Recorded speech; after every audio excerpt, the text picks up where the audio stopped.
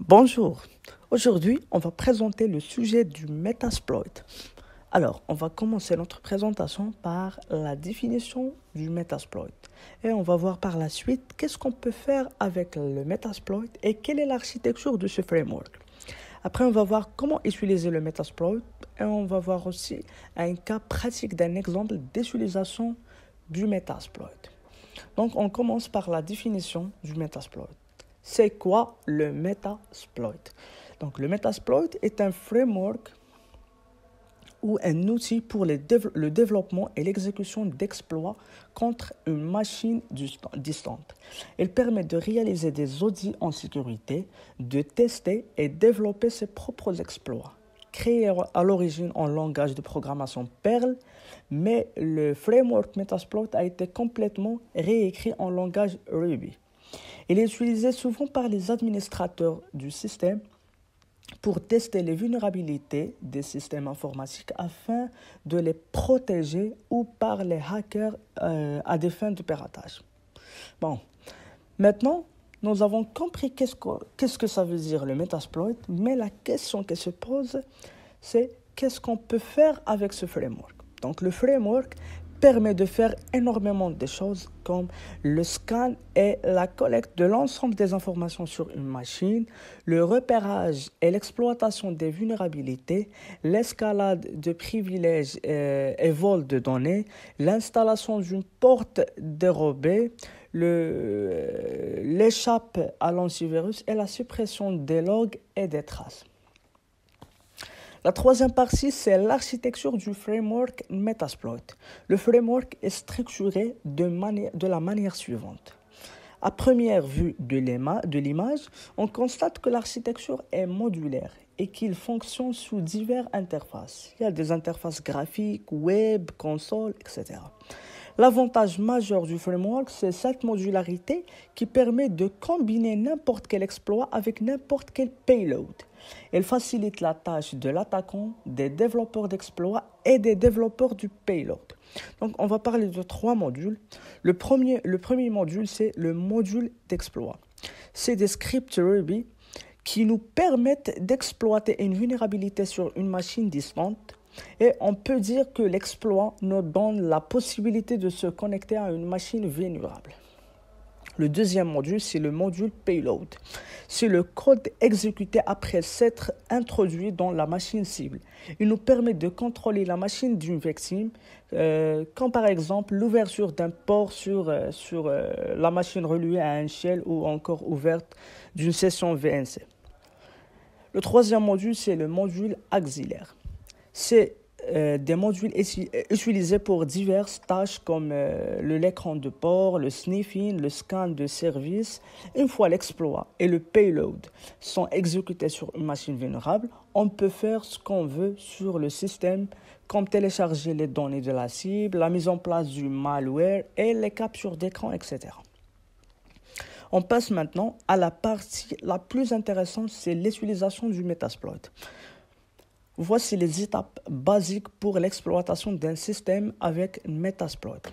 Donc, on peut collecter les informations sur la cible, telles que la version du système d'exploitation et les services réseau installés. Ces informations peuvent être récupérées grâce à des outils de scan de port et de footprinting, comme par exemple Nmap, Nessus, etc. Il y a aussi choisir et configurer un exploit.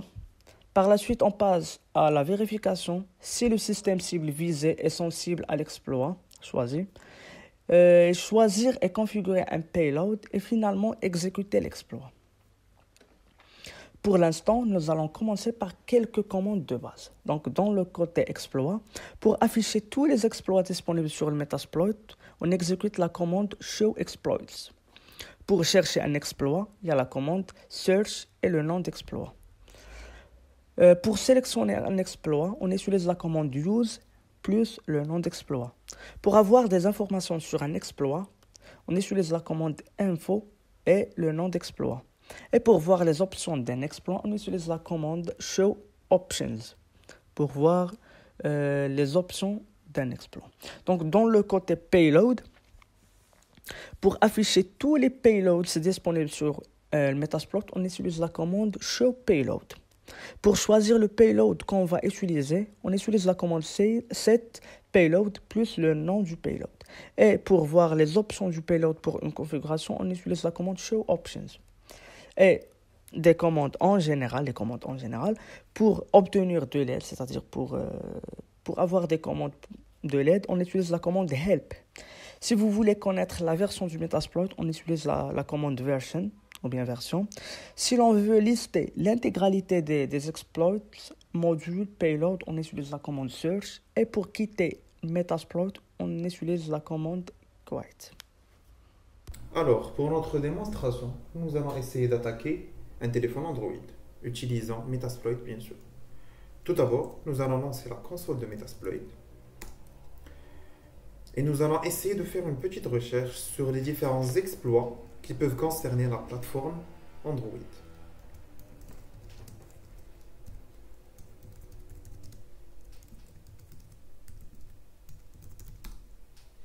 On peut retrouver que Metasploit possède déjà 12 exploits qui peuvent être exploités.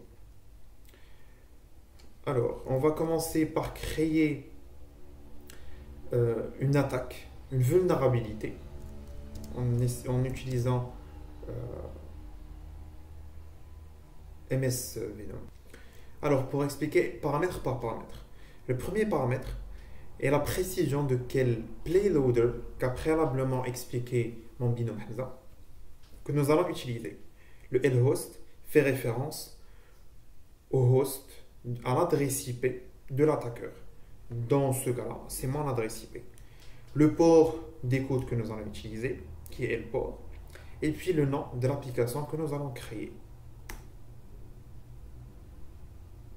Donc avec cette commande-là, nous allons créer une APK que nous allons pouvoir envoyer à notre cible qui pourra l'installer par la suite.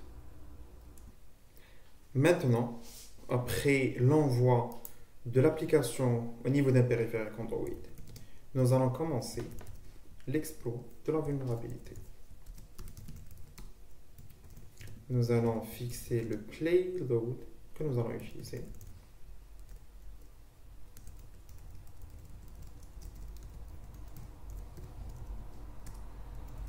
Nous allons fixer l'adresse IP. Ça devrait être obligatoirement la même adresse IP que nous avons préalablement définie lors de la création de l'APK.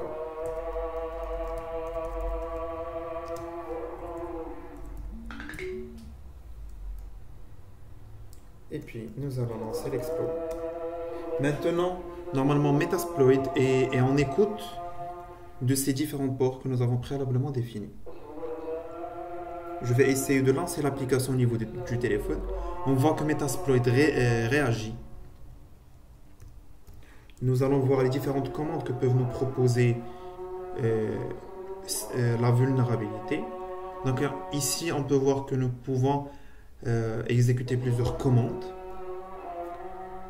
que ce soit de la détection des différents ports, voir l'état du système, écrire et lire du système, connaître la configuration du périphérique, exécuter des commandes, faire des screenshots, lire depuis la caméra, activer la caméra, lire des audios, exécuter des commandes Android.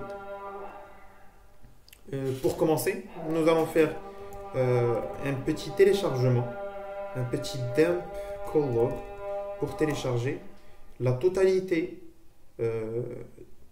des appels téléphoniques qui ont été préalablement lancés au niveau du périphérique.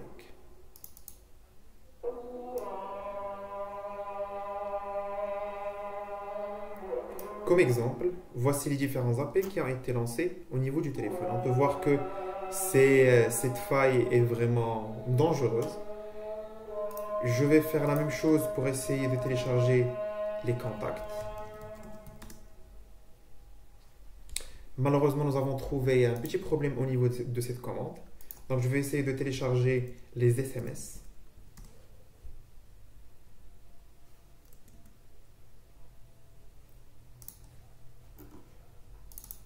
Et on peut voir que les SMS ont été téléchargés.